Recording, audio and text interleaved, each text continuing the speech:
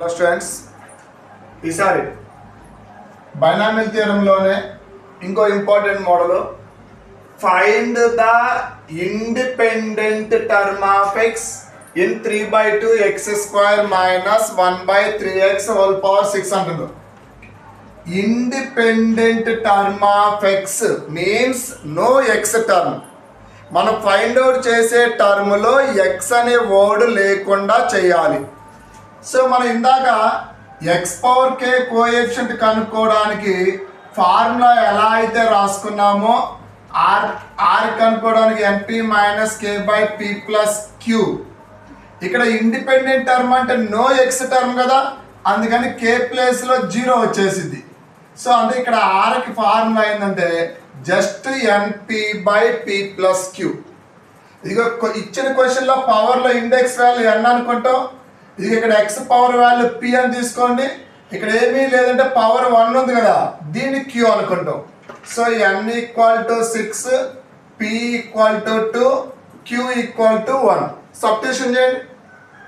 ఎన్ అంటే 6 into P value 2 divided by P plus Q 2 plus 1 అంటే 12/3 cancel అయిపోతే so are equal to 4 వచ్చేసింది. ఇంకా సేమ్ బైనామియల్ థియరంలో general term formula TR plus 1 equal to NCR into x power N minus are into A power R. N అంటే 6, are value 4 కదా, 6c4 into ఇక్కడ x అంటే binomial theorem స్టేట్మెంట్లో first term x అనుకోవాలి. ఏంటిది first term? 3/2 x square whole power 6 minus 4. A అంటే second term అనమాట, -1/3x whole power are అంటే 4.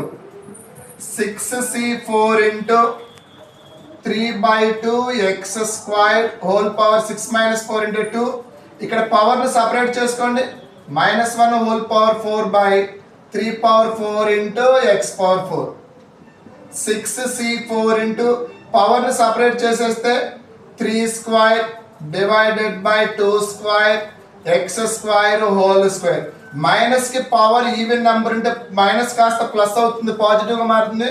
1కి పవర్ ఎంత ఉన్నా 1 కాబట్టి 1/3 power 4 into x power 4. X square whole square 2 into 4 కదా, ఈ X power 4 value X power 4 value cancel.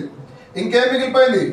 3 square అనేది 4లో 2 టైమ్స్ క్యాన్సిల్ అయిపోయింది. 6c4 into 1/2 square into 1/3 square. 6c4 అంటే 6 factorial by 4 factorial into 6 minus 4 2 factorial. 6 into 5/2 అని meaning 3 times అంటే 6c4 అంటే 15. 1/2 square అంటే 4, 3 square అంటే 9. సో 3 టేబుల్ క్యాన్సిల్ అవుతుంది కదా, 3 5s 3 3s క్యాన్సిల్ అయిపోతే టోటల్గా పైన న్యూమరేటర్ అంతా 5 అవుతుంది, డినామినేటర్లో 4 ఇంటూ 3 12. సో ఇండిపెండెంట్ టర్మ్ అంటే 5 పెట్టారు. చూడండి, వచ్చిన టర్మ్కి ఎక్స్ లేదు కదా, ఎక్స్ లేని టర్మే ఇండిపెండెంట్ టర్మ్. ఇలా ఇండిపెండెంట్ టర్మ్ అడిగినప్పుడు ఇలా కాన్సెప్ట్ చేయాలన్నమాట. ఎంత టైం వచ్చింది?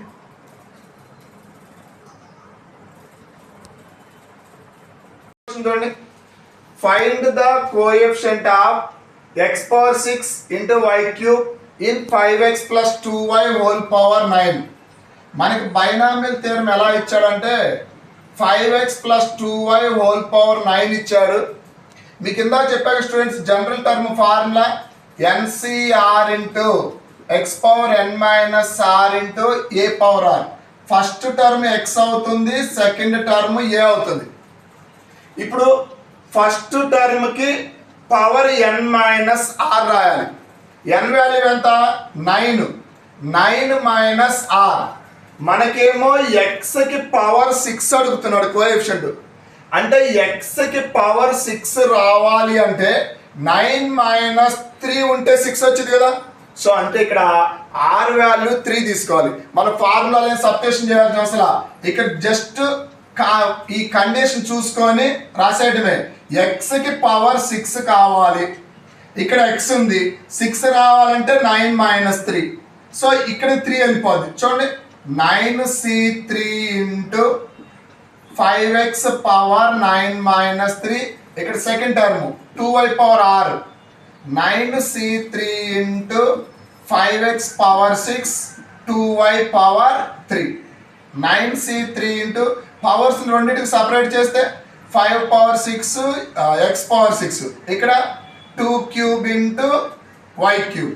So 9c3 into 5 power 6 into 2 cube x power 6 y cube. చూడండి మనకు కావాల్సిన x పవర్ 6 y క్యూబ్ కోఎఫిషియంటే కదా, x power 6 y cube coefficient. Therefore x power 6 y cube coefficient equal to 9c3 5 power 6 2 cube. So ఈ question simple question. దీనికి మనం ఏ are value కనుక్కోవడం ఇదంతా అవసరం లేదు. జనరల్ టర్మ్ ఫార్ములా ఆర్ ప్లేస్లో ఏ నెంబర్ తీసుకుంటే ఎక్స్కి పవర్ 6 వచ్చింది, వైకి పవర్ 3 వచ్చింది. ఎన్ వాల్యూ 9. ఇక్కడ నేను 3 తీసుకున్నాను అనుకో, 9 - 3 6 అంటే ఎక్స్కి పవర్ 6 వచ్చింది. ఈ 3 డైరెక్ట్గా వైకి పవర్కి వెళ్ళిపోతుంది కాబట్టి వై క్యూబ్. అంటే మనకు కావాల్సిన x పవర్ 6 y క్యూబ్ వచ్చింది కాబట్టి 9c3 తీసుకోవాలి. 9c3 5x power 9 - 3 2y power 3. ఇలా తీసుకుంటే మనకు కావాల్సిన x power 6 y cube coefficients వచ్చింది. ఓకేనా?